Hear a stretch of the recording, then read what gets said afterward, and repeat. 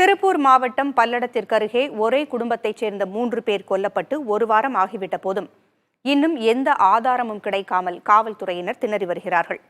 14 தனிப்படைகள் அமைக்கப்பட்டும் வழக்கில் எந்த முன்னேற்றமும் இல்லை.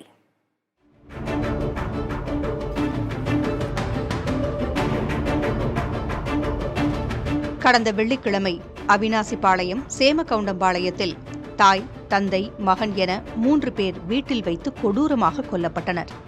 இதேபோல ஈரோடு மாவட்டம் சென்னிமலையில் தோட்டத்தில் தனியாக இருந்த தம்பதி அடித்து கொலை செய்யப்பட்டு பொருட்கள் திருடப்பட்டன. அந்த கும்பல் இருவேறு இடங்களில் இதேபோன்ற கொலைகளை செய்த நிலையில் அந்த கும்பலைச் சேர்ந்தவர்கள் இந்த ஆண்டுதான் பிடிபட்டு சிறையில் அடைக்கப்பட்டனர்.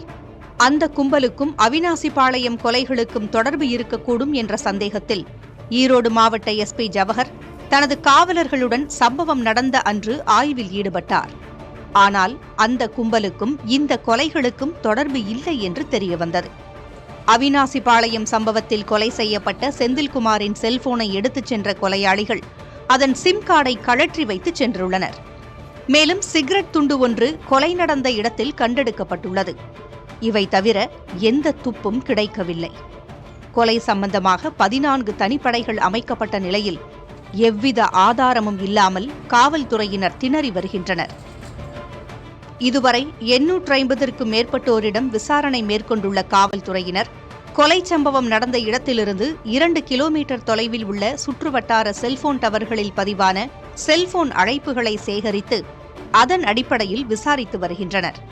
கொலை நடந்த இடத்தில் 1 மாதத்திற்கு முன்னர் மாட்டுக் கொட்டகை கட்டுமானத்தில் ஈடுபட்ட வடமாநில தொழிலாளர்கள் குறித்தும் பக்கத்து தோட்டத்து நபர்களுடன் ஆழ்துளை கிணறு போடுவதில் நடந்த மோதல் பற்றியும் காவல்துறையினர் விசாரித்தனர்.